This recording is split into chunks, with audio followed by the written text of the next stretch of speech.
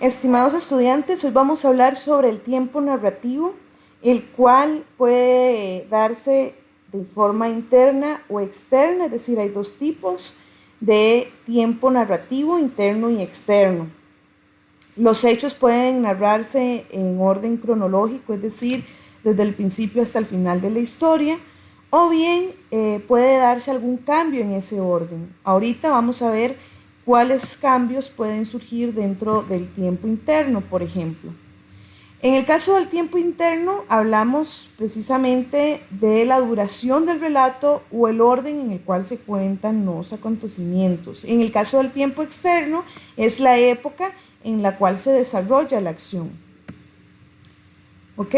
Como acabamos de decir, el tiempo interno puede referirse a la duración del relato, si dura un día, unas vacaciones, un año, y puede identificarse a través de referencias temporales, como por ejemplo fechas, horas del día, estaciones del año. En cuanto al orden del relato, una historia puede darse cronológicamente, es decir, desde el principio hasta el final, o que se dé una alteración de ese orden cronológico. En ese caso vamos a hablar de una narración lineal o no lineal.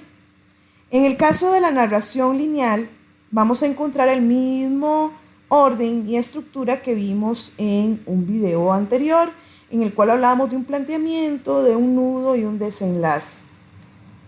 Este orden no cambia en el caso de la narración lineal.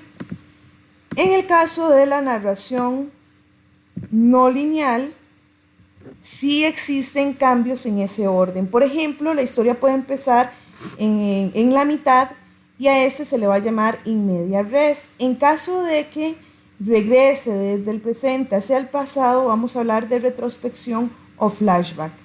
En el caso del flashback es un anglicismo, no se recomienda usarlo en el caso de las clases de español, sin embargo, para que podamos ubicarlo en el cine, por ejemplo, es cuando nos devolvemos al pasado.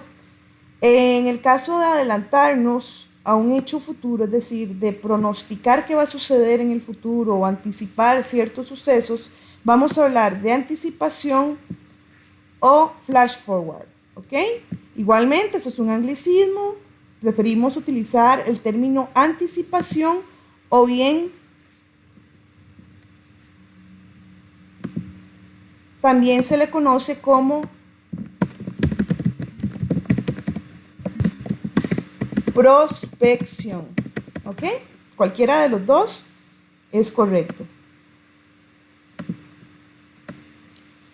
En el caso del tiempo externo, nos vamos a referir a la época o el periodo histórico en el cual se están narrando los hechos, como por ejemplo la prehistoria, la época romana, la Edad Media, el siglo XX, cualquier tipo de época en la cual se inscriban las acciones de la historia va a corresponder al tiempo externo.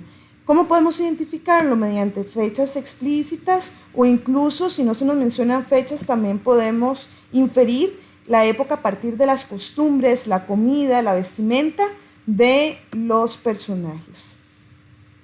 Eso sería, entonces recordemos que el tiempo interno corresponde a la duración del relato o bien el orden del relato, el cual puede ser lineal o no lineal.